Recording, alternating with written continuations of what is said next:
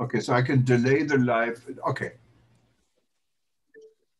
Okay, we're live now on YouTube and eTurboNews and connecting to social media. Let's see who we have in our waiting room. We only have 2 people in the waiting room, 3 people. Stephen is there. So we're going to let everyone in if you listen to us in about 3 minutes. And if you haven't signed up for our live session where you can actually be part of our discussion today, just simply go to worldtourismevents.com, and you can still sign up and be part of this discussion instead of just watching it. It might be more exciting. So again, anyone tuning in now on eTurboNews or our social media, wanted to be live on this event, just go to worldtourismevents.com. It's the first event on the top, the only event right now, and you can sign up. Hi, Peter, you ready for the show today? I sure am. Okay, wonderful. Okay, so we give it like 1 minute and 55 seconds, then we have it on time. We have 5 people right now waiting. So there's plenty of room for others to join in. Maybe I should really ask you, Peter, we're getting a good number of people watching online. How's the weather in Texas? The weather was rainy and cool today, but it's supposed to be much better in a day or two. But the good news is I didn't have to water my yard. Wow, okay, that's good. Yeah, it's wonderful. It's a really blue sky and just fantastic weather we have here. So for the last few days, so it's good. So let's people, no, we still have a minute, I'm sorry, so we can get people coming here soon. And everyone who's watching us, again, if you wanted to be part of our live audience and talk to us, just simply go to worldtourismevents.com. You can do this now, and you can still sign up. It's the first event on the top, and then you can be part of our live audience, what might even be exciting than just watching us. No, we're really great to look at, so.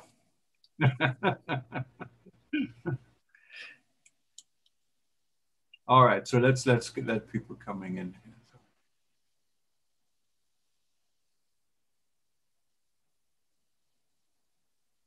Good afternoon, everybody.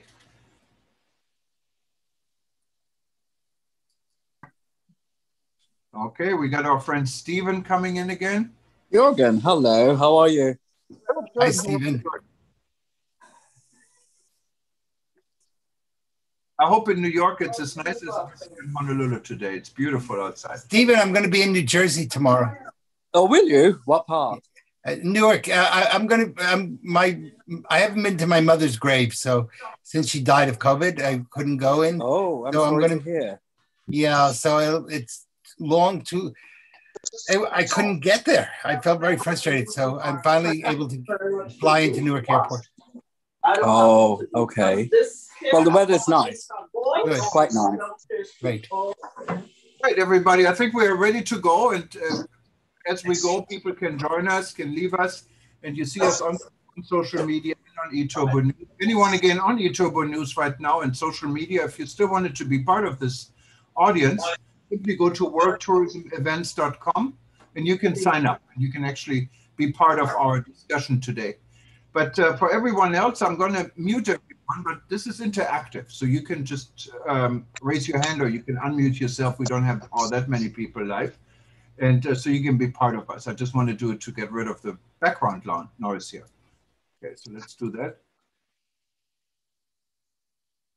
All right, so we can get started. Good afternoon. My name is Jürgen Steinmetz. I'm joining you from Livestream.travel in Honolulu, together with eTurboNews, Hawaii News Online, and the World Tourism Network.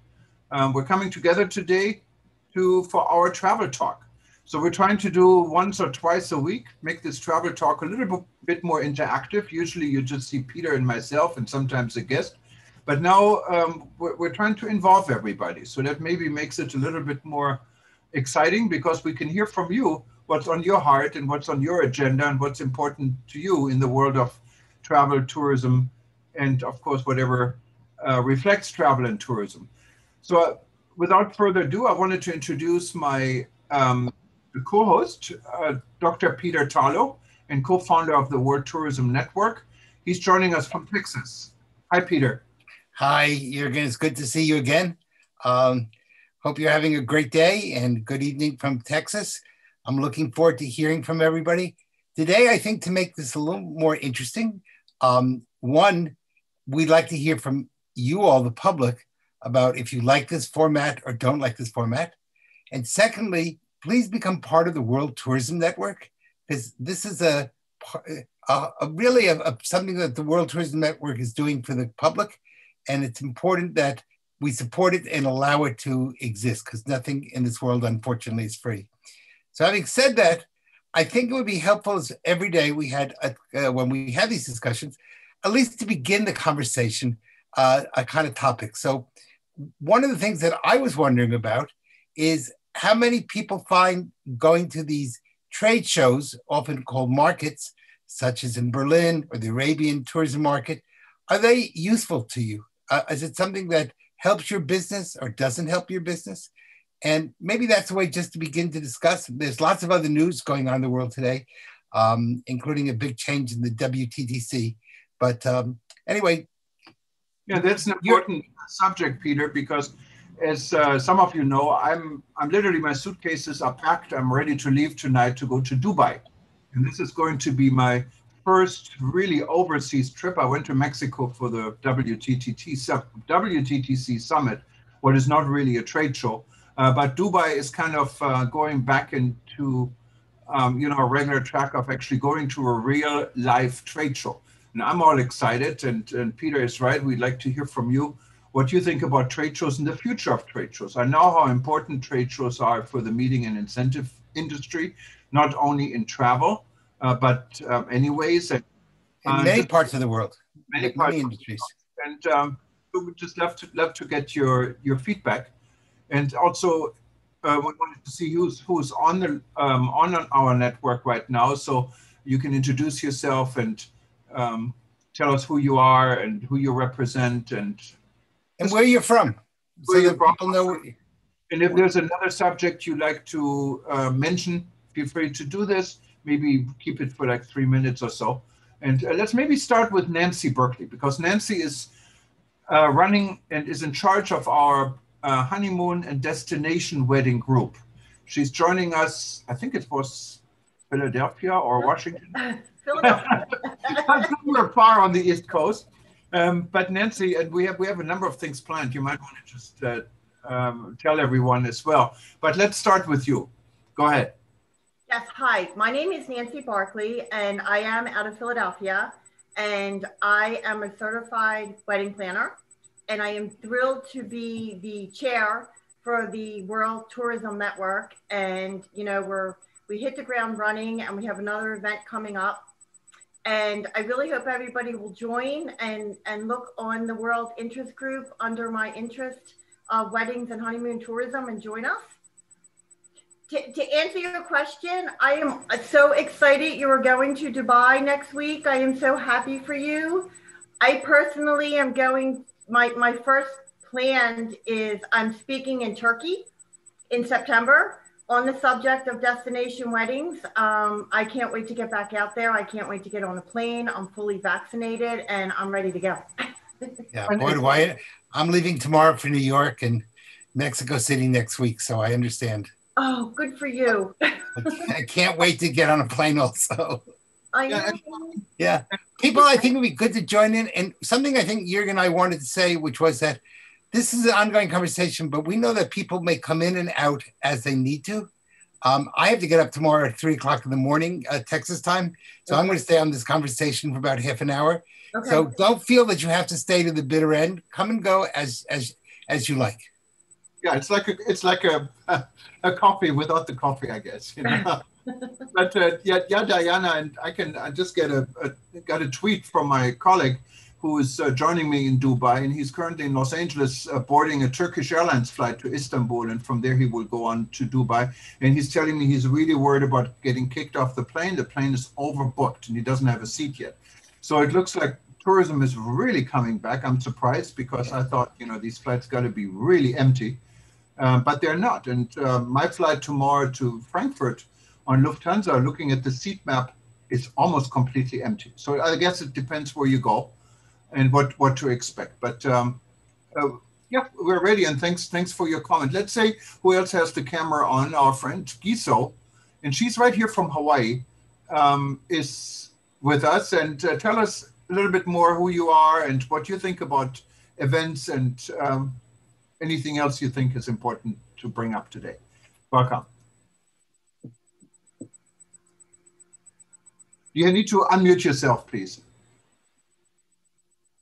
Hi, everyone. Yeah, I am in Honolulu, as Jürgen said. Yeah, my name is Kisuru Zala. My background is engineering. I do energy efficiency and sustainable operations for commercial and residential buildings. And well, I am excited to hear you guys are going out there. Yeah, I'm still waiting, and I have to say I'm scared. I'm still scared to get on a plane. Yeah, in case of Jürgen, I think I would feel comfortable being one of a few passengers. Yeah, but if it's really fully booked, I think we are lucky in the state of Hawaii that a lot of people have the vaccine, but at the end, you don't know who is going to be vaccinated once you get on a plane, yeah, and especially for the long hour planes, yeah. So if it's, and everything from Hawaii is just considered as not a close distance flight, yeah. So yeah, but I think, yeah, a lot of countries are suffering. Europe is very slow with opening. US is kind of pushing us into more opening, which of course will recover, hopefully, the economic situation. Yeah, I am still hoping that we learn from our mistakes, yeah, that we do understand how decision making for now and future has to change in order to really be able to make better decisions, especially from the leadership, because it doesn't come, I don't think that is, as much as it's necessary for the democracy, for the people to be able to be on the street, change is still needs to be delegated. And because this delegation usually comes from leadership, I strongly believe and advocate for better leadership in any organization. So that is, and that is definitely true. And maybe if you guys or someone already saw our report, we have a recording, what is not edited, and it's transcribed also on eTurboNews from a little bit earlier today, from a webinar or a podcast the Brand USA gave. This is our US agency in charge of international tourism promotion. And you can hear about their plan and their discussion on how to relaunch tourism to the US. It's quite useful, I think, to listen to it and to read through it. So you find it on eTurboNews right now if you look at the last articles on there. And yeah, I see Lucky Chetri has the camera on. So let's hear from Lucky. How are you? From Nepal, right? Thank you so much. Good morning. This is morning in Nepal. I'm very happy to have here. We are working here in the tourism since more than 20 years. And our program is a little bit different. We are encouraging women to women in tourism, because in Nepal, tourism is one of the main economic resources, but women were not involved. And now we are paving the path for mountain women especially, and this is really going well. And I am very happy to hear the diverse group of the tourism. And this is the beauty of tourism networking. And you guys are very lucky that you are saying that you are traveling these days to one place to another. And Dubai is very close to us, but unfortunately, because of this pandemic situation, at the moment, we are not allowed to travel anywhere. And as the question of the Peter, that if we have been attended any global program, yes, we have been, our team has attended the Berlin program, Berlin Mat, and we are getting really good, response from there as well. We have quite good number of people from there, and also we have been to WTM London and also some other small program. Bigger one is Berlin and WTM. And this is a really great opportunity for us because we were working in in Nepal only, never got chance to go away and to attend like that kind of mat and tourism mat. And we got a chance to do that, and now we are getting quite good, big group, So we are very happy on that. So I really encourage the tourism leaders to organize like this kind of program. So many people who are in the grassroots level, they are doing different things. They will get the platform to platform for their marketing. And another thing, the Gisio, I think I don't know how to pronounce, but anyway. I know it's fine. So, yeah. So she said like about the nature, and now this is big question for everybody, maybe, or maybe for me. I think, how can we encourage all the nature-based tourism? And how can we encourage people to give back to the nature kind of tourism? This is something that we have to think about it, because we are all getting getting from nature, and there are so many places that is nature-based tourism, but we are not thinking for the future, just we are getting but not paying back to the nature. So that sort of tourism we have to think, because I want to give, I'm taking a little long time, sorry for that, but I want to give one example. In Nepal, we had 4 seasons, and 2 seasons, like from March to May, whole May, and from June, the monsoon was starting. But these days, we can't predict our season, and still now we are feeling cold and we are having jumper on, and it was a very, very good season. That is a hot, warm, nice, pleasant weather, but it's a gray weather outside. We haven't got any sunshine so far. So this is how the climate is changing everywhere, and it has been affecting the area. So we have to think about this kind of tourism as well. I like to request you on this forum. Thank you so much for giving this opportunity. Thank you. You're most welcome. Thank you very much, Lucky. And yeah, you definitely have a point. And Nepal is probably the classical destination when it comes to environment, protecting the environment, and so forth. So you're right on the forefront. And I know Nepal has attended the major trade shows because we actually organized the Nepal evening for the ITB. Unfortunately, we worked very hard to organize it. We had almost 500 people signed up, and then ITB was canceled, unfortunately, in 2020. So we hope we can repeat this with your new team at Nepal Tourism Board. We love to work with them. Out of the only selfish reason is the food is so great. They really, really go to the local Nepalese restaurant vendors wherever they go, whether it's in London, whether it's in Berlin. And we're going to have some Nepalese food, but it's just absolutely fantastic. Mm-hmm. Okay, so I'm wondering, moving on, and feel free to jump in here also when questions are raised in regards to nature tourism and opportunities. Very interesting subject, and it's something we should, have another discussion on. I don't see anyone with the camera. Yes. Ready to speak, but if you are, just jump in or raise your hand. Otherwise, I give it back to Peter.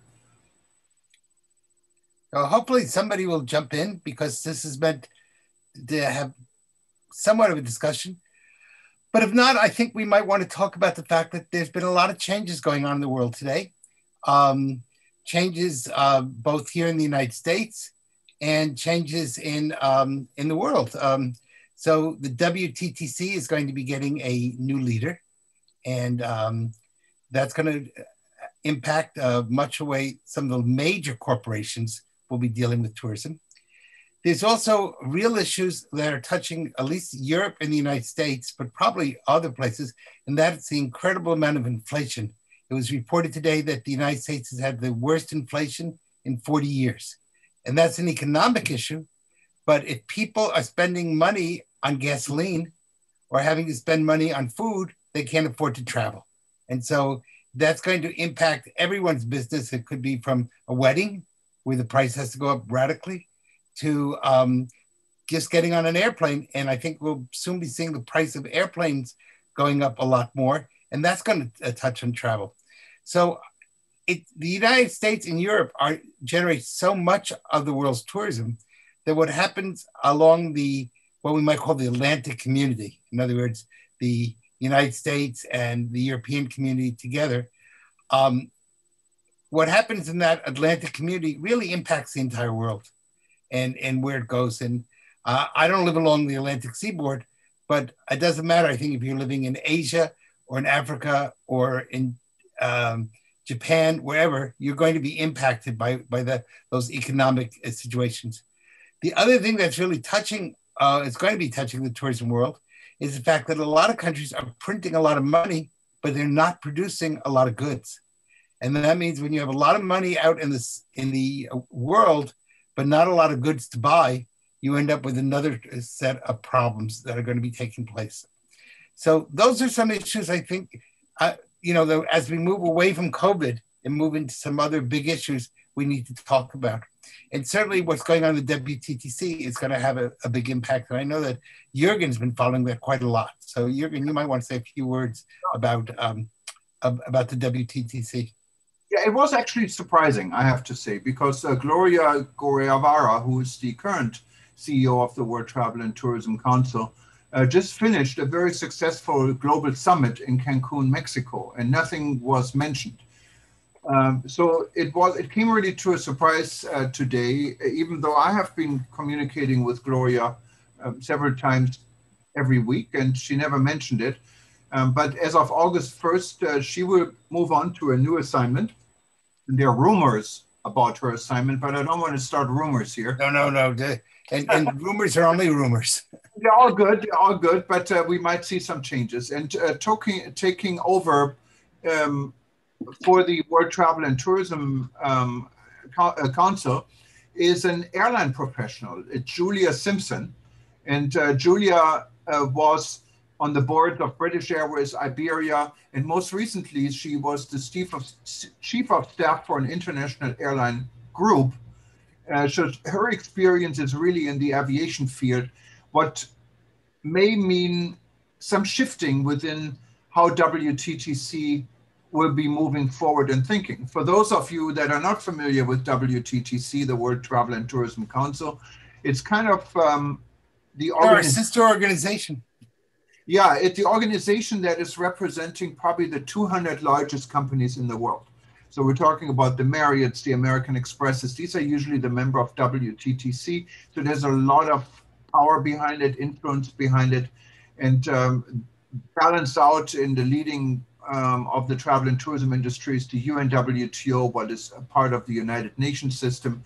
But due to lack of leadership, let's put it lightly, I think in the UNWTO, WTTC also has been taking over a good part of the public sector. And then of course there's us, we're the new kid on the block with the World Tourism Network.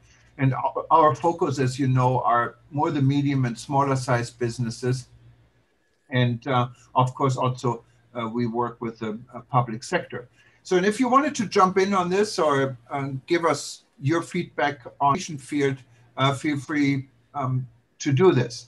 And you can just raise your hand and I will shut up and give you the microphone. Other news today, what of course for me was very interesting, Germany is taking the lead in Europe in coming up with a unified system on how to maneuver their tourism, immigration, and health system and this will probably be adopted by the rest of the European Union. What is very important, and it involves a technical platform, an app, it involves a unified approach for the Schengen area in Europe. These are countries like Austria, Switzerland, Germany, and others. These are cooperations within health authorities. And I think it's needed.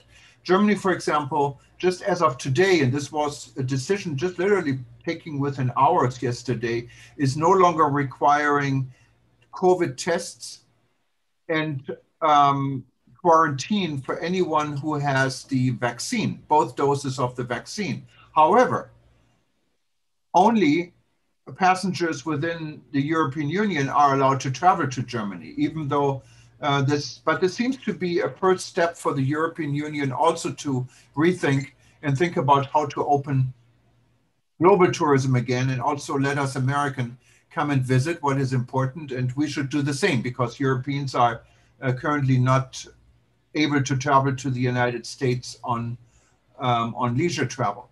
Jürgen, all of these are going to have, on some level, though, the impact of how well or not well computers work. Because if the computer systems fail, then all these great ideas are going to fall apart. And one of the big threats we're seeing to the tourism industry, we see that in the United States now with ransomware, is what happened to the fact that the tourism industry in the southeastern part of the United States came to an end, lately just stopped. That's including Florida, because of the ransomware and the fact that people can't get gas.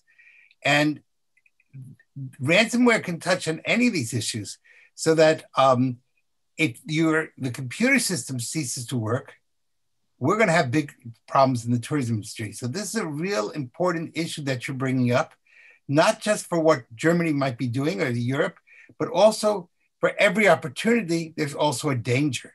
And the danger here is that we've got to get better cybersecurity and give people a better sense of that when they give their data, that data is private and will not be attacked, and that the whole system will not collapse when computers go back. We almost have to think a little bit of the fear that we had at Y2K, which did not materialize. I realize that, but there was that fear that things would just not operate.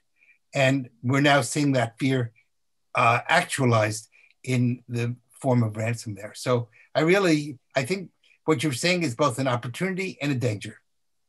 Yeah, no, there's a lot of thoughts must be put in. I mean, there's so many certificates out there also in regards to who has the vaccine. Some of them may be falsified. There is so much room for fraud. So the whole world really has to come together. And I wish like an organization like the World Health Organization or the UNWTO would have a stronger leadership to put this together. And it looks like everyone is on their own. and hopefully everyone can learn from each other. I was wondering if any of the people listening have any comments about what we're talking about. I just wanted to bring up something that is in the news from Europe and also from the US, the trend of a decrease in domestic flights, and kind of more relying on the rail and other options. I think this is a trend. France is enforcing that in the country, so that flights that are shorter than 2 or 3 hours, people cannot book them. They are moving into booking them on trains. So they are not going to be able to have the flights. And I think for US, there's in discussion now that they want to build a high-speed rail. And I think this is definitely also an approach what WTN or with a new CEO does it in discussion with aviation. There will be an impact on that, for probably seeing less domestic or short distance flights, in order to reduce also the CO2 and the gas. And what also I would like to bring up is the issue with ransom. This is something that was clear and was the case before COVID, and it will continue to be the case.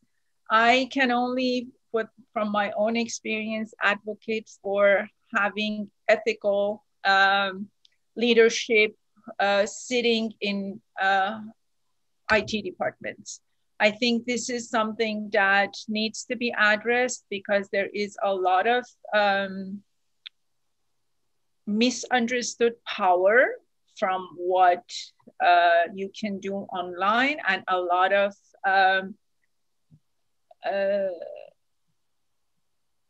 basically information that you will not have access to, because whoever is going to plan anything against any, they know how to hide it. No, you cannot track that. So I think this is another approach for leadership to be more ethical, and then try to, we got all used to using more technology, but we also have to be aware that we are opening our more than doors and windows. Everybody is sitting in their home or office. It is actually closer than you could ever imagine. So these I think we may need at some point to have a real discussion about ethics in tourism. And I think that will be a very important discussion for everybody to have. And I think the world's going to be very different as it comes back. It's not going to come back quite the same way. No one quite has a solution yet. And there are people who argue for more land transportation. Of course, you in Hawaii, no one's going to take a train to you. You're somewhat dependent, unless I take a sailboat or a rowboat. I either take a big boat or a plane. Build a rail here. Already has cracks in the rail, so it's not looking good. But even there's lots of discussions. For example, there is talk of a high-speed rail between Los Angeles and San Francisco, and that probably won't happen, because the cost overruns have been so tremendous. And what they've done is the government of California has taken that from people who need other basic services, have suffered terribly. And so there's going to be the side of ecology versus cost efficiency. And nobody really has the answer. I mean, there's no one answer. We have to really think through this very carefully and where we spend our money. And unfortunately, we live in a zero-sum game. That means if we only have a certain amount of limited money, if we spend it in one place, we're taking it away from someplace else. So we have to really think through who's going to suffer, who's going to gain. The opposite option of that is just print money. And if you print too much money, you're going to end up with what Germany called the Weimar Republic, where it's going to take $1 trillion to buy a loaf of bread. And one of the jokes going around the world right now is, thank God we don't have a word bigger than $1 trillion. So it used to be $1 million was a lot. Then $1 billion was a lot, or €1 billion, whatever you want to call it. Now $1 trillion has become the norm. Where do we go next? We have a gazillion or a gazillion, and what will money be worth? And what's going to happen if we do this to people who are retired, and people living on a pension, and people living in all those issues? And those are many of the people who travel. So will we be, by spending so much money in one area, knocking out a large part of the travel market in another area, especially the senior citizen market, which is one of the largest markets in tourism? So we have to really, there's no one simple answer. I don't know the answer. But what I know is that we have to think this through very carefully. And maybe this is where the World Tourism Network can be so valuable, and fill in the space that the UNWTO did not do. And this is a place, we don't have a country government behind us, but we have population, we have people. And tourism is really based, it's an industry based on small businesses. So if we all work together, and that's why I was so glad to hear about, say, what Nancy was speaking about as far as, their projects when it comes to weddings and honeymoons or whatever it happens to be. Those are wonderful ways of pulling an industry together and making our mark on the world. So I really thank you all for doing that type of thinking. That's what I've been trying to promote. Most of my weddings are in Europe, and I had said this, they encompass so many in the tourism industry. So one destination wedding so affects so many people in the hospitality. I mean, the airlines, the hotels, the villas, maybe 26 different people that are in the hospitality industry or jobs when you do one destination wedding. So I'm really hoping things open up. Italy is a really big market for me. I've been in constant contact with my friends there and hoping things do open up. But to backtrack to the domestic, I flew domestically last week and I was overwhelmed at every single flight was sold out. I mean, it was unbelievable how crowded the airports were. There's I'm sure you're aware, a shortage on rental cars. Yes. I know you're in Hawaii. I know cars are going astronomical. I'm in Texas, but yes, there's a shortage here too. Oh my gosh. And it's not only, I mean, the shortage in the cars, sometimes it's not that there is really a shortage in rental car, but rental car companies gave a lot of their cars on assignment back. Right. So they don't have that many cars anymore. And now business is coming back, so that creates the shortage. If they would have held on to their cars, we would have plenty of cars. Yeah, but then they would have gone out of business. I know, I understand there's just such a ripple effect on everything. And one other, I wanted to backtrack back to technology. This is for people coming into the States. So now, you need to have your COVID test when you're coming into the US 3 days ahead of time. And they just approved that you can do a at home, but they have to be certain so you can actually go to Walgreens and you can buy this at home test and go away internationally. But the big but, if you drill down on it, is you also need to telehealth it. So when you're doing the test, you need to be online with somebody and they need to be watching you do it and approve it and upload it. So I was reading from other people that if you're in a remote place that doesn't have the technology to get the Wi-Fi to do the telehealth, then it doesn't work. So I'm just circling back to the technology. Yeah. There's a lot there. There's a lot there. Different things there. Yeah, and then I think the really important issue is that you bring up is the tourism industry is not an industry. It's a composite industry made of lots of small little components that all have to work together. And if one component goes down, it's like the human body. The whole system gets sick. I know. So, yeah, so this is why the World Tourism Network is so important, because we're uniting the various components within the industry. Now, I'm going to have to say goodnight to all of you, because I'm getting up in just a few hours to get on a plane for New York City and Washington. So I want to say, I'd say aloha, but in Texas, we don't say that. So I'll say howdy instead, and wish everyone a wonderful evening or morning or night, or as I like to say, good. So good to everyone. Fill in the word you like. Thank you, Peter. Bye-bye. Have a safe travel. Thank you. Thank you, Peter. But Nancy, let me ask you, in regards to technology and destination weddings, how you think technology could play a role, because now we have seen so many weddings going on virtually. And do you think this is going to be a trend, even though if we can physically attend a wedding, that some people, maybe because of age or maybe because of money or fear to travel, say, I'd rather just do it virtually. And this comes like as an automatic component with any destination wedding. Do you see this happening? I think hybrid is here to stay. I think even when people can travel, there's always going to be a virtual component of it, especially more now, but even down the line. I really think some part of the hybrid is going to stay with the events.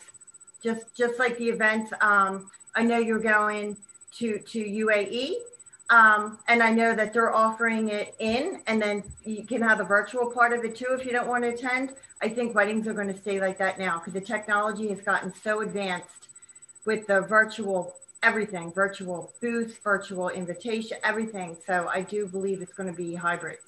Yeah, and of course, I mean, most of us in this group are in business. We make money through travel. Right. How do you think we can influence the consumer in not really thinking about the virtual part and say, oh, this is some place I should go and I should be part of?